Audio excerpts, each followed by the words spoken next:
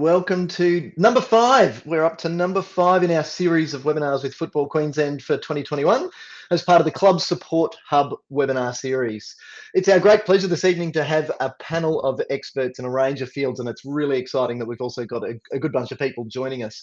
If this is your first webinar, welcome. We're very happy to have you here. If you're a seasoned professional, if this is number 5 for you, then good on you and keep it up. One to go until we get into next year's series as well.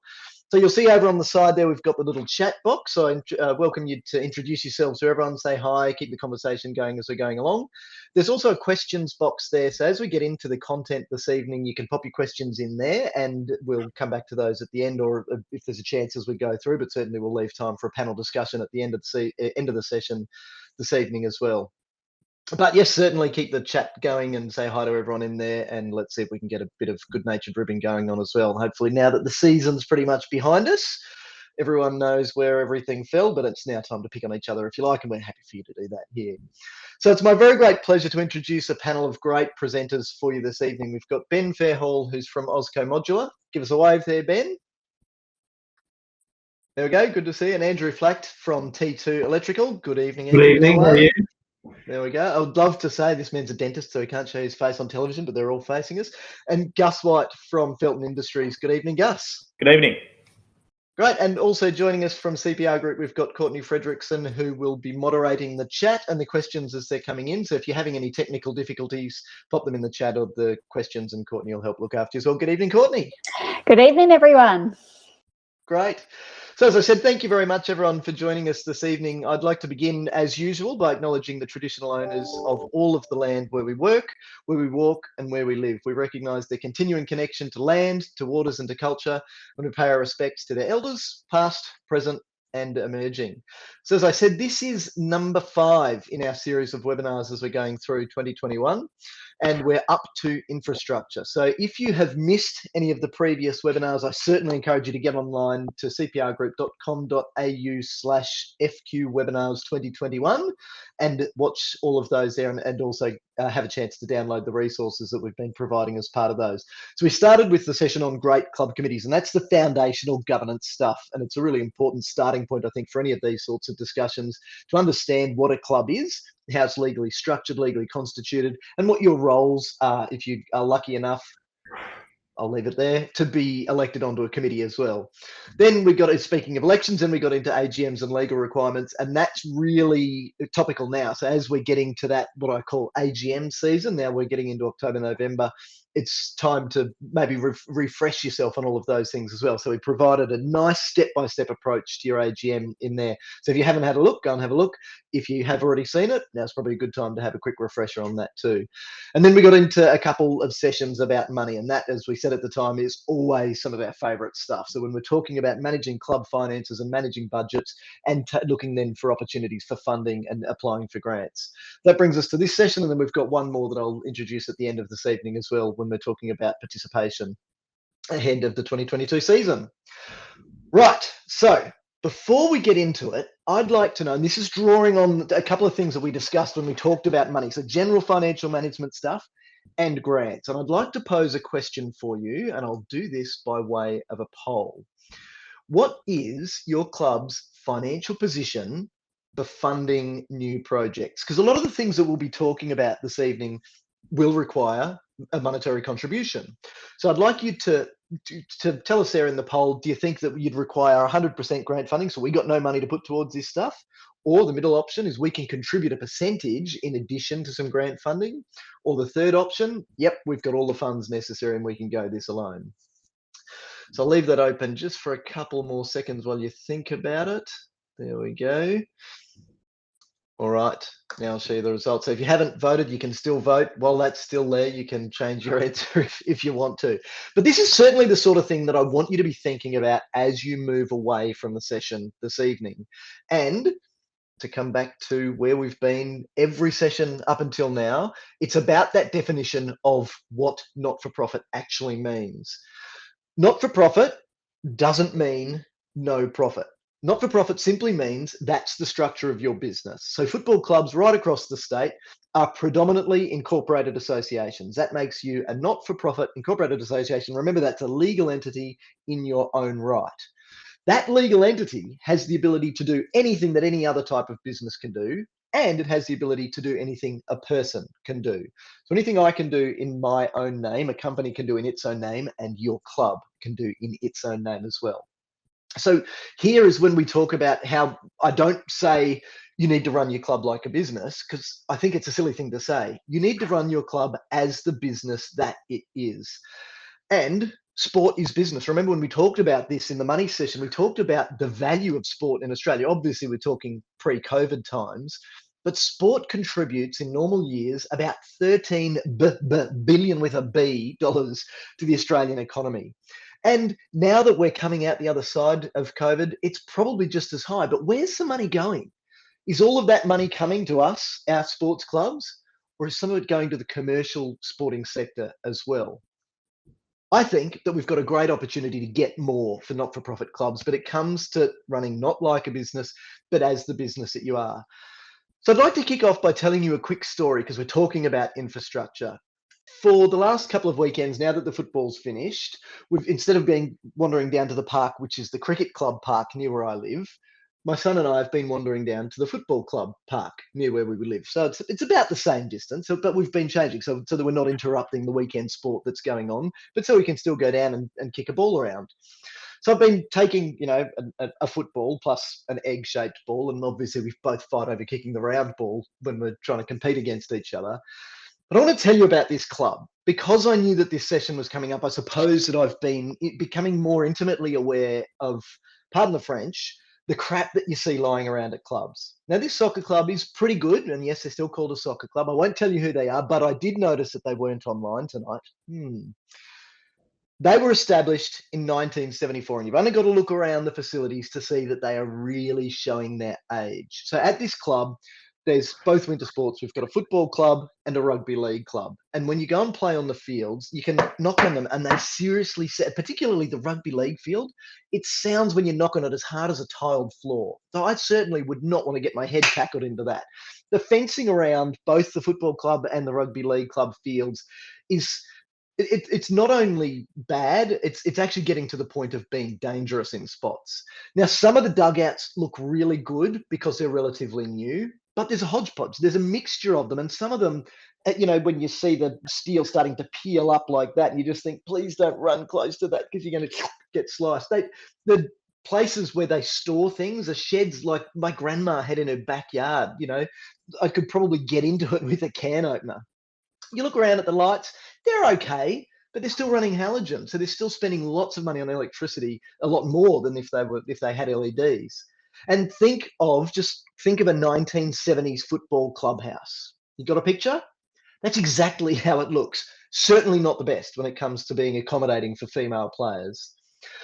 So and one thing that really got me is I know because I've been going to this, because I live here, I've been going to this club this park where this club is for quite a long time. And there's a set of stairs that is relatively new. And I walked down these stairs and I just shook my head and I thought, why are these new? There's a hill that goes from where the clubhouse is down to one of the fields. And I know that mums and dads and grandmas and grandpas and kids have slipped over and fallen on their bums in the mud for decades going down that hill. And only now we got around to actually putting in stairs there. And there's aluminium seating at the northern end of one of the fields that it doesn't sit like that anymore. It's crooked and it sits like that. And there's a big lip hanging off it like that. And unfortunately, that's the part where everybody has to walk past to get from the car park into the club. So what this comes down to is basically changing your mindset. And myself, poor Ethan, the poor kid, he's been really good listening to me rant about this. And look at this, and all we've got to do is this, and you've just got to start. And he goes, yeah, Dad, you're actually right. But whether he's being patient or just humoring me, I don't know. But you've got to understand that all you got to do is change your mindset. How would you deal with this stuff at home? If you had a dangerous fence at home where the kids are running around or the dogs are running around or the dogs might get out, what would you do? You'd fix it. If you've got a field that you're going to have high-level games on, what are you going to do? You're going to fix it. But we get into a mindset all too often in clubs of not spending money. And we worry about spending money. Now, I know that there are clubs that have literally hundreds of thousands of dollars in the bank, but for some reason we're hoarding it. Now, I'm not saying willy-nilly go and spend your money without giving any strategic thought to it. But quite the opposite is true as well. Don't go holding on to your money just because you don't want to spend it or you want to leave more in the bank. Remember the definition of not-for-profit and what I sometimes call the self-limiting factor of not-for-profitness. At no point can the members who've put that money in by way of fees or sausages or beer over the bar, at no point can they take that money out as if they're sharing in the profits like they would if they were sharing a dividend if they were shareholders. So that means that all of the money that is there will at some point go to make your club better. What does better mean? Better facilities, better equipment, better programs, better marketing, better coaching, better clinics. These are all of the things that you will spend your money on when you make more money. So looking at that set of stairs, I estimated that it probably cost somewhere between $5,000 and $8,000 in concrete and railing to do that set of stairs. Why did it take them 40 years to do it? Why didn't they do it earlier? Why did they say, hey, we need a set of stairs there because it's dangerous? Hey, we need to fix this fence here because it's dangerous. All right, how much is it going to cost? Okay, where's that money going to come from? How quickly can we get that money and when can we do the project and plan it in? That's exactly the sort of approach that I want you to think about as we have presentations from these guys this evening that talk about the sorts of facilities and the sorts of equipment and the sorts of services that are available to football clubs. And all it takes is not a cost, but an investment. So think about how you would do it if you're at home. You're trying to not leave more money in the bank than when you got there. You're trying to set the club up for greater growth. And growth doesn't necessarily mean more players on the field if you're already maxing out your grounds, as certainly some in Brisbane are. But it might mean better programs. It might mean a more secure focus in our hearts as to what purpose our club plays. Are we an elite club?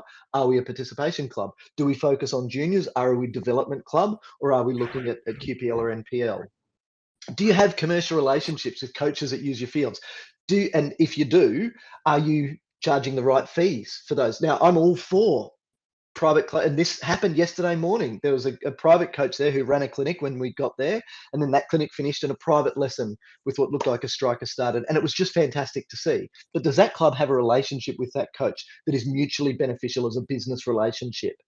When you set your fees, and if you think about the cost for those stairs, it would have taken a few dollars each on membership for us to be able to have that money and just build the stairs decades ago.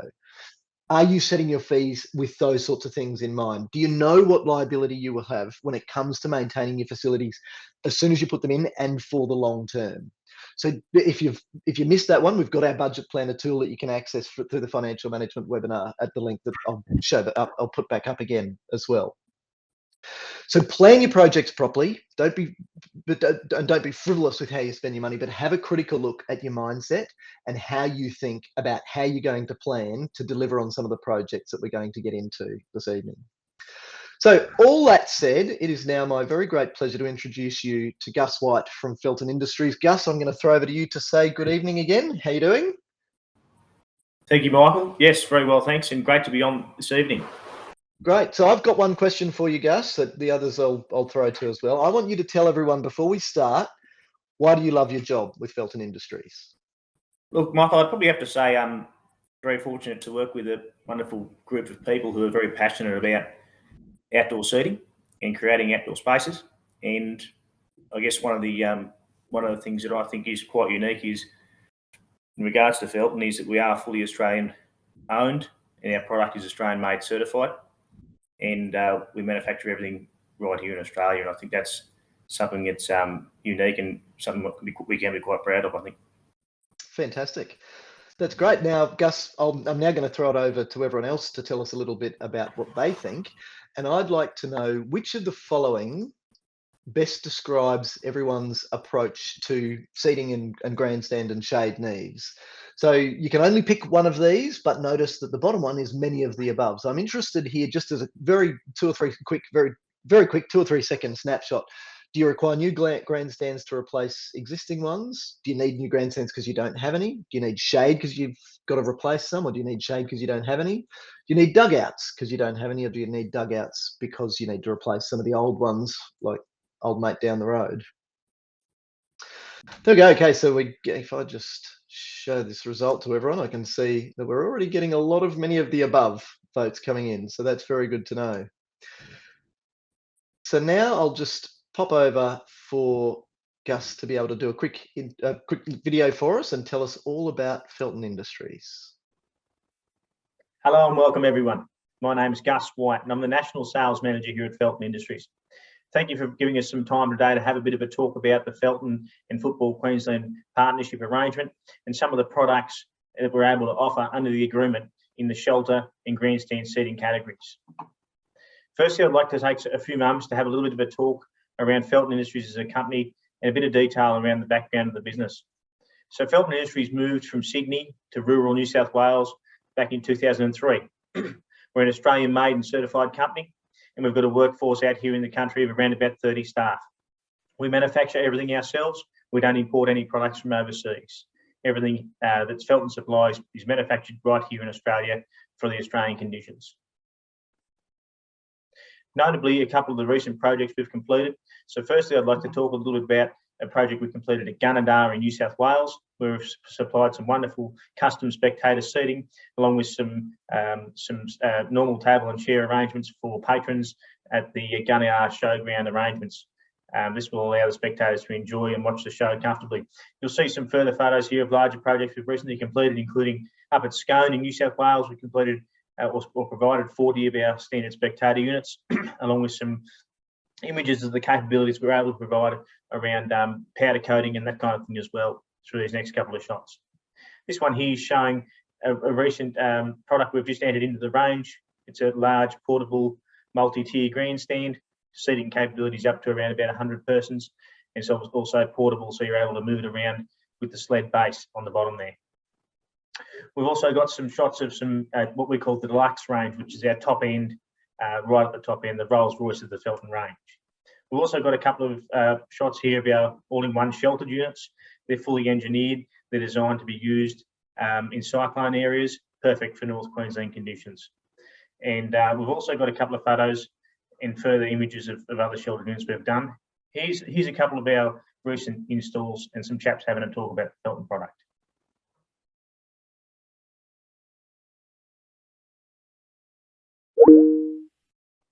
One of the great design features of this seating is this plastic end cap, which actually overlaps the aluminium extrusion, and that's done specifically to ensure the safety of any of the patrons. So there's no sharp edges, and this in fact is patented by Felton Industries. So again, a terrific feature that they've thought a lot about the end product. Now, we just come here this afternoon to the big opening of the Scone Arena, new arena, indoor arena. We decided to have a bit of a sit on these new Felton aluminium seats, which are quite comfortable. Fantastic stuff. And these next couple of shots are showing the recent inclusion of our player shelter range, which is proving to be a very popular product for the football clubs right across the country, but certainly in Queensland, as their excellent provision with a shelter and seating arrangement, ideal to be bolted down to a concrete slab environment. Here's a couple of shots of a recent project we completed in Tweed Heads. So just like to extend a thank you to Football Queensland and of course to the clubs for making the time to view this. We'd like to encourage you all to reach out to Felton Industries for a discussion around your spectator seating and player shelter needs. One of the Felton staff here, one of our friendly team, would love to spend some time with the consultation, which we're able to do remotely. We can Zoom in, or we can arrange a tele call so that we can find out the details of your needs and hopefully work with your club to make your seating arrangements and to set it up exactly how you want it, as well as be able to take advantage of the discounts that we were able to offer under this fantastic arrangement. Thank you very much. Great stuff, Gus. Handsome chap doing that presentation as well. A couple of things that I noticed about that presentation, particularly in just coming out of the story at the soccer club down the road, is the end caps and safety that you're looking to create there, and also the cyclone rating and the note that you made about facilities being good for North Queensland. Does that mean that Felton has a bit of a focus on providing facilities that are long lasting and safe as well? Absolutely, yeah. Thank you, Michael. I think that's probably one of the more unique parts about Felton as a manufacturer is that safety and quality are certainly both core values for us in terms of our engineering and designs. Great. And so to wrap up then, what's the structure of your relationship with Football Queensland? This is, I would say it's new to us. It's not something that it's not something we've really done before. And what we've found is it has been a fantastic, we've been partnered up now for about 8 months. And it's been an excellent move strategically. I think we're both benefiting from the arrangement, and what we're finding is that this has led to a lot of other clubs, certainly outside of Queensland, getting in touch with us. So it's been quite interesting, even from as far down as Tasmania. We've had Tasmanians football clubs reach out to us and say, we notice you've partnered up. What can you do for us? So it's been quite interesting. Fantastic. That's great. Thanks very much, Gus. So if any of our viewers this evening have any questions that you'd like to pose for Gus, either hang on to them until we get to the panel at the end or stick them in the questions or the chat box as we go along as well. All right, that brings us to introduce Ben Fairhall from Osco Modular. Good evening again, Ben. Welcome. G'day, guys. Nice to see you all. Now, I'm going to do the same as we did here. I'm going to run a poll to see which of the below, for everyone who's with us tonight, best describes your club's current building needs. I've got a range here, and again, right down the bottom, we've got many of the above. So you're looking to replace an existing clubhouse, or would you like to? And that includes change rooms, canteens, etc. Or you'd like to extend your clubhouse, or you'd like your clubhouse because you don't have one, or you'd like a filming platform, or more changing rooms, or you'd like to replace or upgrade your existing change rooms. And as I'm watching this grow, I'll start to show the result to everyone there already. And we can see that many of the above is already taking the lead there, Ben. So that's great.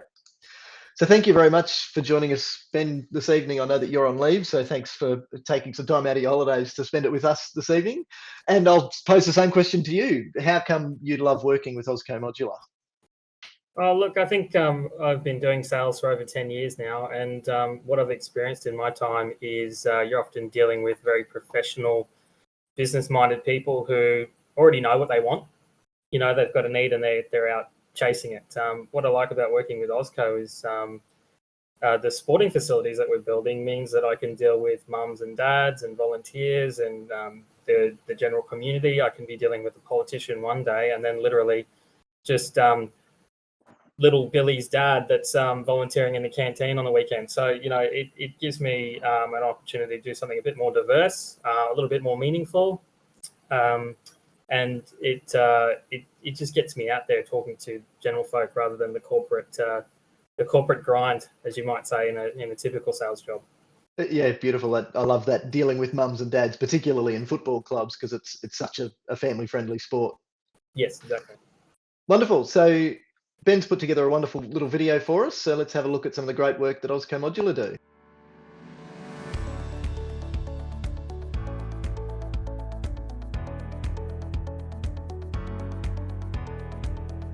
My name's Ben Fairhall and I'm a Business Development Manager at Osco Modular. I'm here to talk to you today about modular sporting facilities and the benefits that can be achieved for you at the club level. As many of you will know, the sporting landscape has evolved and experienced exponential growth in grassroots and female participation. In an effort to respond to this growth, Osco Modular has partnered with various sporting codes, as well as both local and state government, to meet the growing needs of today's game. Our modular designs came about because the change rooms being made 40 to 50 years ago suited guys and the way we behave, but for girls and young women, they're not used to getting changed or showering in front of a group of people. We had feedback from participants that suggested in some instances, female players and match officials would be getting changed in the car park or in their cars when playing at venues that didn't have appropriate facilities, only to then shower at home after driving there in sweaty and muddy gear. We wanted to build facilities that enabled participation across all genders and age groups, and to provide buildings that added some legitimacy and professionalism to small and high-end clubs alike. We know that a club is about more than just players, and that's why we have a range of designs that cater to other facets of a club. Things like canteens, storage spaces, social areas, public toilets, match official rooms, and first aid and recovery stations. Modular construction itself has proven to be up to 60% faster than traditional on-site construction methods, and Osco Modular operates a quality-controlled manufacturing environment, which means we can be building a facility in one of our factories across Australia without being affected by external influences such as poor weather or site delays. This means we can do all this without impacting the club activities on the ground as well. This means that clubs can effectively plan for our buildings to be installed during their off-season and typically we can be in and out of site in as little as 4 weeks on average. This can be particularly handy for remote and regional clubs, as it means we can just roll in to deliver and install significant pieces of infrastructure without having to mobilise a ton of tradies and set up shop for months on end. Where possible, we also actively seek out electricians, plumbers and other services like craneage and transport from the local regions to support our installation. That way we're giving back to the community. The days of yesteryear are over when buying a donga meant buying a sweaty tin box. We've been in this business for 60 years, and in that time both our product and the industry legislation and compliance requirements have evolved. Any clubhouse or change room that we build will meet the standards and building codes of the relevant area, as well as meeting the facility guidelines set down by the applicable sporting code. Regardless of whether you're buying bricks and mortar or one of our modular facilities, you'll be getting the quality that you deserve.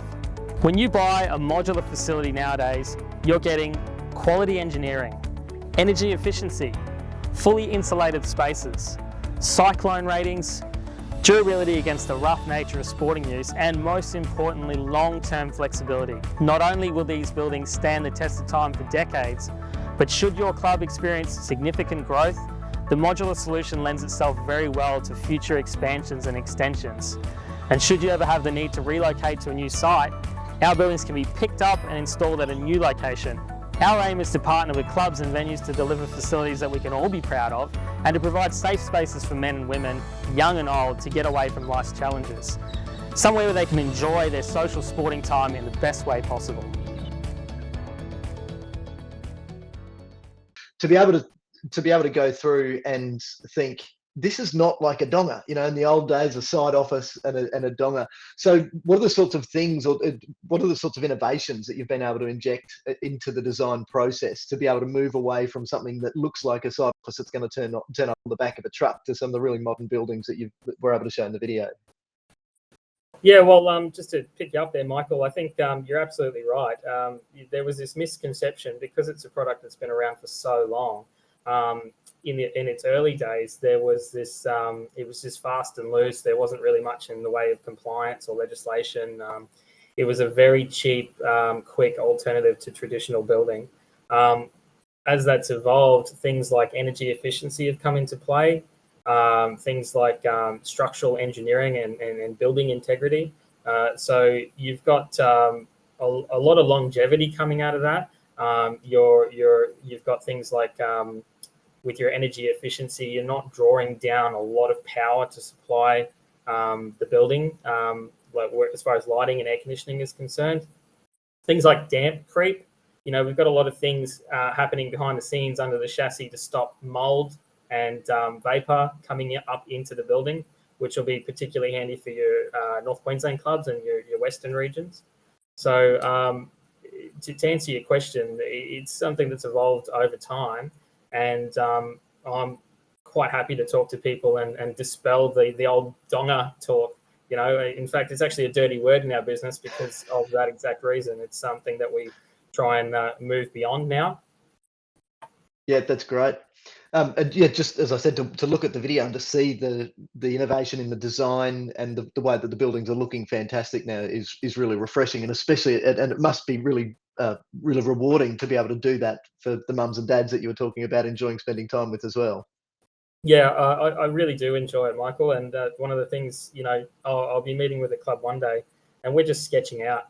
You know, it's like a Meccano set. We're just, all right, we'll put a canteen here and we'll put change rooms over there. And, you know, the beauty about modular is you can start with a chicken scratch on the back of a piece of paper and then watch that evolve over 12 months, 18 months, 6 months, whatever it might be, and really watch it come into shape. And, you know, to point to that video, that's one of our flagship models that you see going up the 2-story building. But it doesn't have to be the Taj Mahal. It can be something very modest and very reasonable for clubs right up in Cooktown all the way to Metro Brisbane. So, you know, it's very versatile. Yeah, that's great. And the fast turnaround time is certainly handy in an era when building times just keep getting extended and extended and extended. Exactly right. Yeah. That's great. Thank you very much, Ben. So again, to everyone, think about any questions that you've got for Ben once we get to our panel session towards the end of the session, and it's now time to introduce Andrew Flact from T2 Electrical and Data. G'day again, Andrew. How are you, Michael? How's everyone tonight? Terrific. Thank you very much. That's So, good. same for you, Andrew. Why do you reckon you got the best job in the world? Well, it's highly technical. I guess some of the things that we work on is providing solutions, and I think with the pressures on society today to be both parents working and trying to have their kids in sport and different things like that, I think it is very rewarding when we bring a project to life that we can sort of stand there with all the club members and parents and children and sort of flick on the light, so to speak. You know, it's sort of it can potentially be a bit of a life-changing moment for some clubs that haven't been or had the ability to have that in their facility previously. So we've been working on a lot of that over the last 20 years or so. But you know, most recently we're getting really involved with the clubs and understanding their needs and requirements. And you know, a lot of them are talking about lighting and just extending that time frame that sport can be participated in, which is great. Yeah. Yep, fantastic. So yeah, all about the families, and you get to stand there and see that, literally get to see their faces light up when you turn the lights on. Literally, yeah. And you know, the great thing about that is like everyone can identify with it, right? Because one minute it's dark and the next minute it's light and there's kids playing, you know, which as a parent myself, I think, you know, we need to make sure that our children are involved in sport, you know. So I'll throw the question back out to everyone else now. When you think about the electrical needs for your club, which of these do you think best describes where you're at the moment? So we require an upgrade to our existing lights. So it's poles and or lights that go on top of them. We require lighting infrastructure, and that we don't have any at the moment. We need general electrical work, or we require general lighting infrastructure works, or again, many of the above. Now, I recognise that some of the many of the above may be, look, we've got lighting on one of our fields, but the second field is a bit dim or doesn't have any lights at all. And this is something that we get to deal with quite a bit when we look at facility planning in general. By installing lighting, and certainly the same thing applies to the sort of irrigation systems that I think my local rugby league club should be installing as well to keep their field in better nick, not to mention a bit of aeration and top dressing and fertilising here and there. But you can actually extend the capacity of your club when you consider that if you've only got a very narrow window, particularly given that football's winter season, and particularly down south and certainly out west where we can't play into the late hours in winter, it's good to be able to make sure that we've got fields lit up as well. So we can see there's quite a significant chunk of everyone saying that we want to upgrade our lighting infrastructure as well, and a few saying many of the above as well. So Andrew's put together a great video for us to tell us about T2, so I'll get into that right now.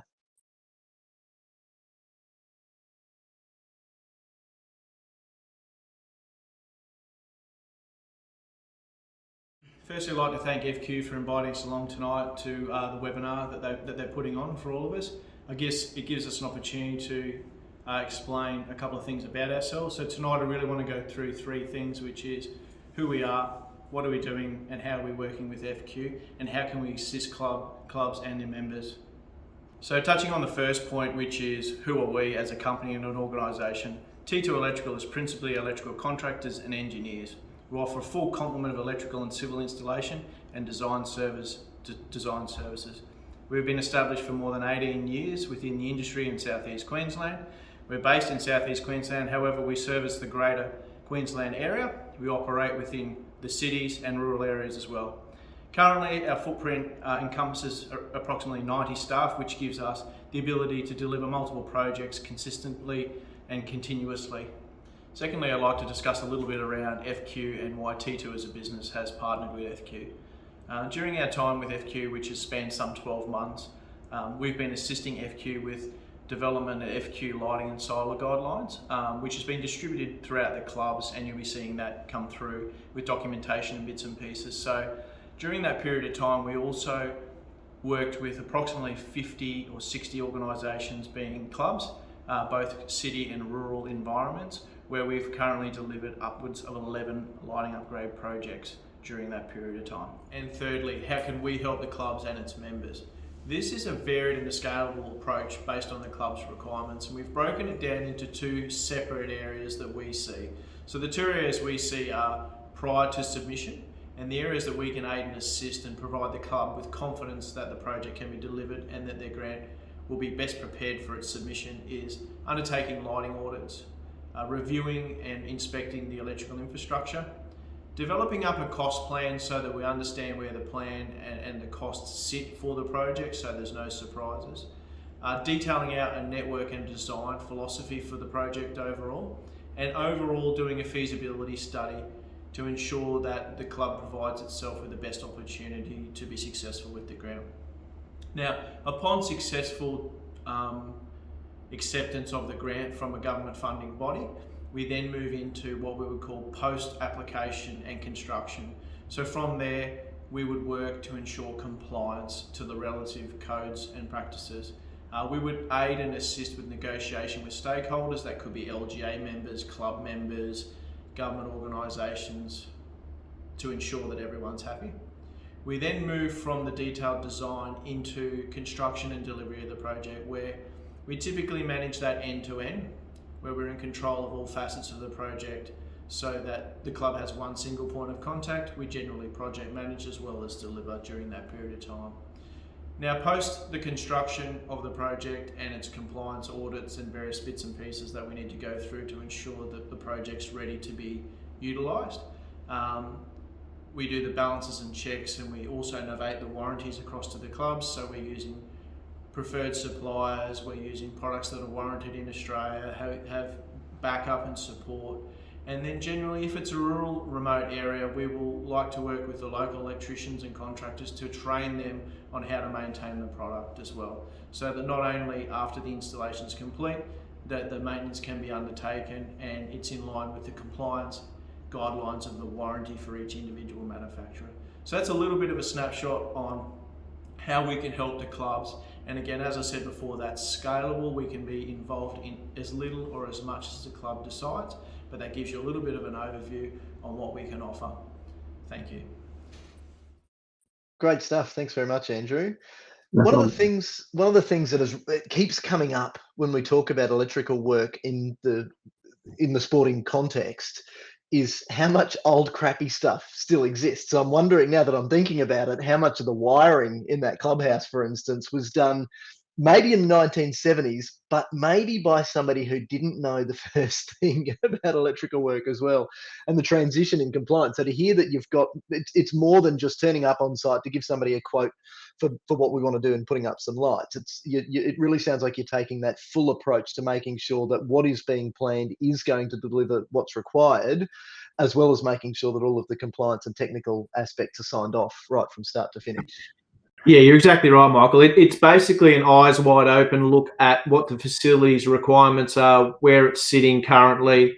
Is there any, additional requirements down the track? Where does the club want to take itself down the track? Are we designing a product that's going to lend itself to doing that too? Because there's many products in the market, and it's about really sitting down with the club and selecting something that suits them long term, and potentially products, we're talking about products that have got a 30-year lifespan, a guaranteed 30-year lifespan. So there's a lot of products on the market. A lot of clubs have involved themselves with products that don't have that sort of warranty and that backup and that compliance. So I guess we're just trying to work with clubs, and this is how we really got involved with FQ, was partnering with them to educate the clubs and its members so that they make the right decision and they get long-term value for money with the club.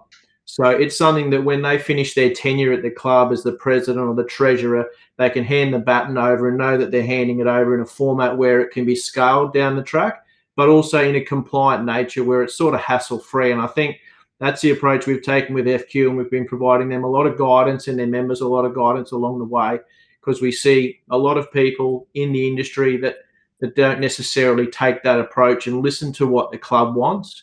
We really want to understand what the requirements for the club are, because they're all different and they're all varied. So it's about the club. It's not about the products that we would like to see them using. It's about the product that fits them the best. Right.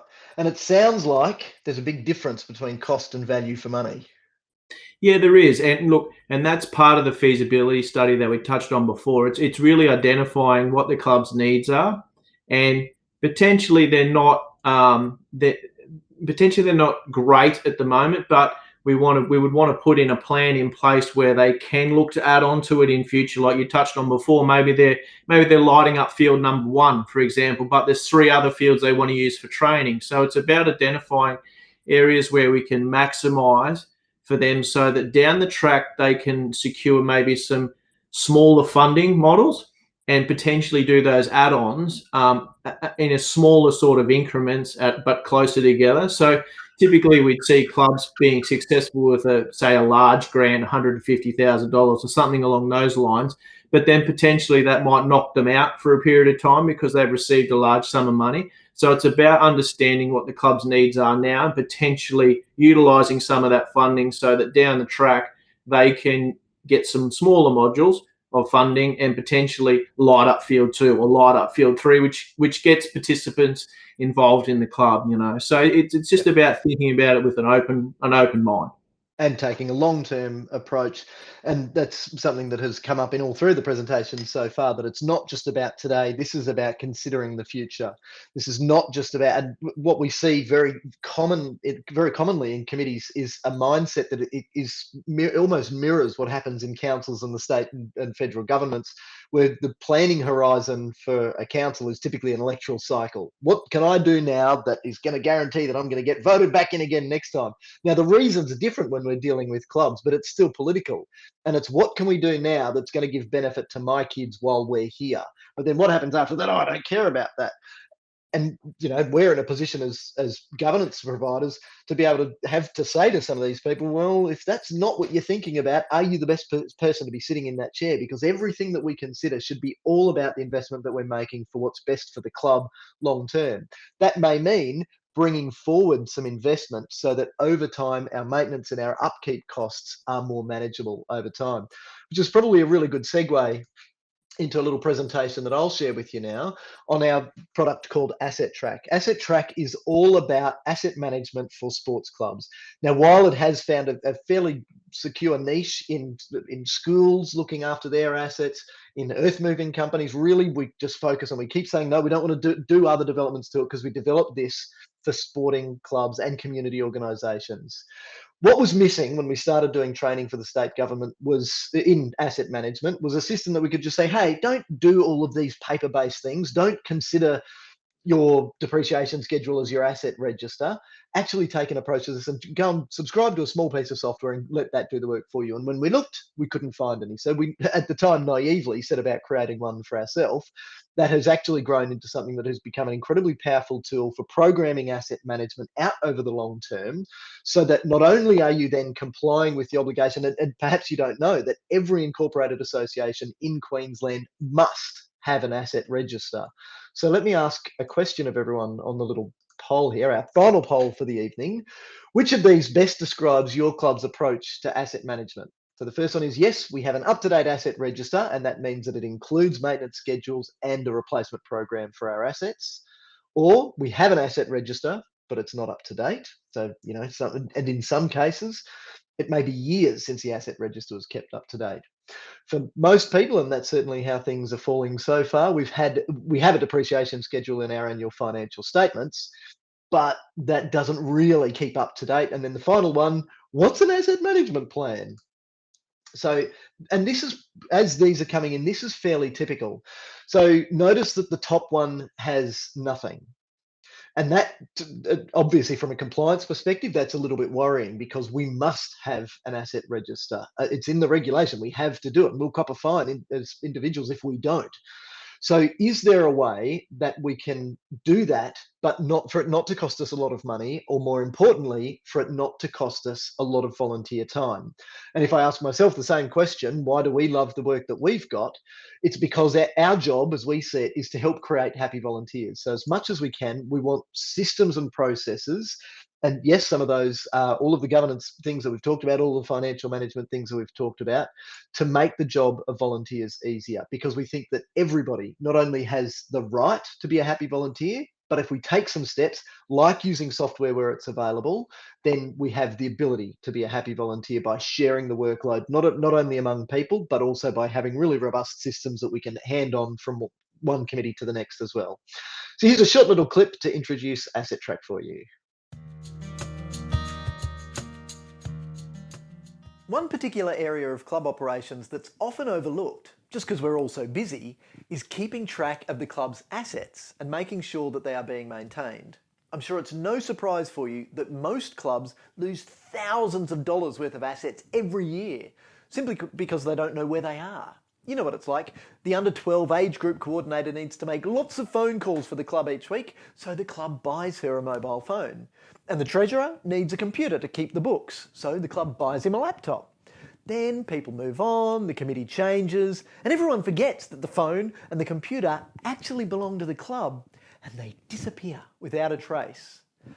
And for the bigger assets like clubhouses and sports courts, if you don't maintain them regularly, it's easy for them to fall into disrepair, so that you need to spend tens or even hundreds of thousands of dollars prematurely to fix or replace them, all just because they didn't get the TLC they needed each year.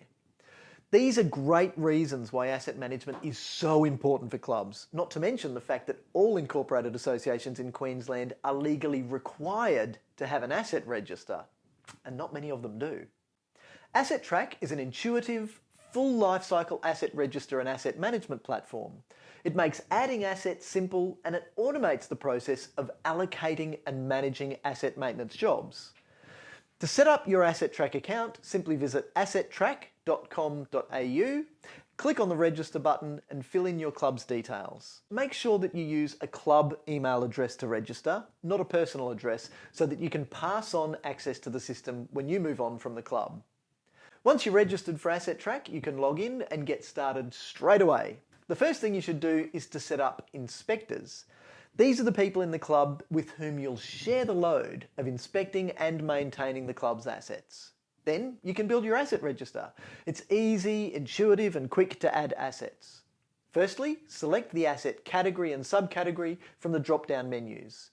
If you're wondering where something fits, simply look it up in the asset category list.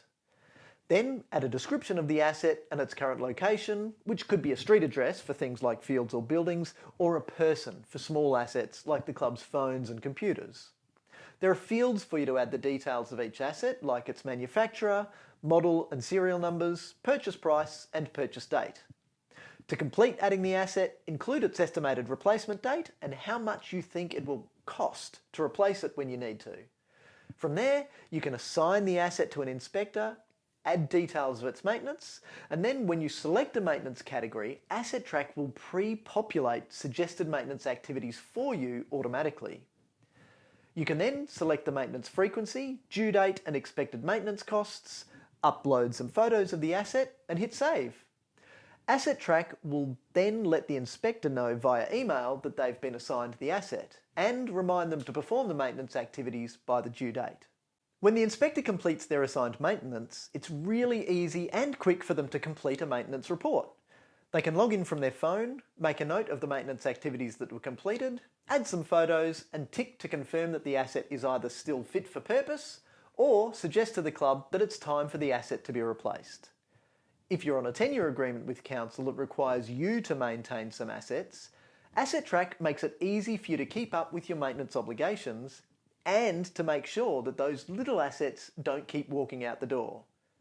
The Asset Track dashboard gives you a quick snapshot of your upcoming maintenance costs to help you budget, as well as showing you how much you've recently spent on maintenance activities. You can also filter the dashboard to show you things like the total value of all of your assets and, maybe more importantly, how much you should be saving up in a sinking fund to replace your assets. For more on using Asset Track, you can check out the help section.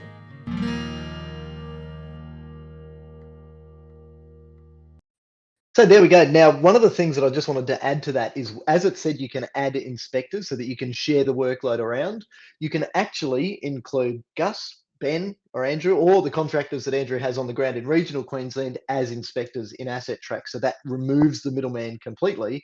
And so the contractors, if it's a contractor role that needs to do some maintenance on your assets, can get notified straight away. So, Courtney, I thought that we might throw it open to some questions now. Now, if anyone would like to actually ask a question, we've got a little microphone button down the bottom there, it's kind of like the raising your hand feature that allows you to request to have your mic enabled. Otherwise, if you'd prefer to chat or ask questions in the question box, you can do that as well.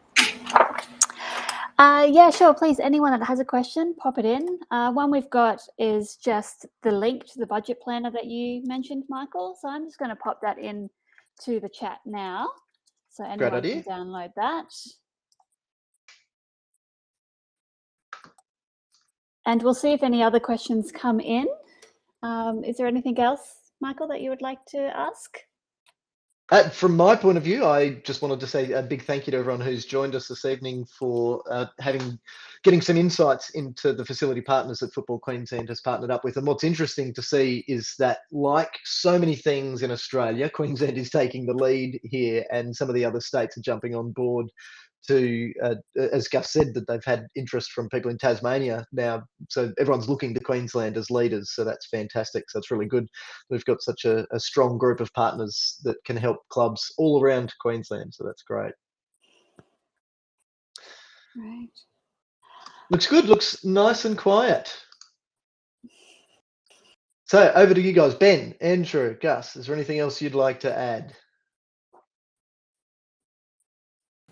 Yeah, look, I'll just add a couple of things. I mean, it's all pretty daunting when you're looking at big pieces of infrastructure. You know, like Andrew kind of talked on a little bit earlier, where you're trying to get the clubs to think about long-term things. And you know, one of the things that we like to do is just partner up with the club and just start small. You know, it doesn't need to be overwhelming. We've got a base range of floor plans that Football Queensland's already approved and reviewed. So it can be as simple as, we thought we might want a canteen. We'd like maybe some change rooms as well. And it can start a quick conversation with myself or one of my colleagues, and we can just say, here's some plans that are already available, already ready to go. Do some mixing and matching, throw some budget figures at it, and it can start from there and evolve over, 6, 12, 18 months or longer. Great. So that means there's flexibility right from the beginning, so that if you can plan a project based on what's absolutely needed, even if you can't afford that at the start, you're not building a white elephant that will reach the end of its lifespan too early because it can't grow.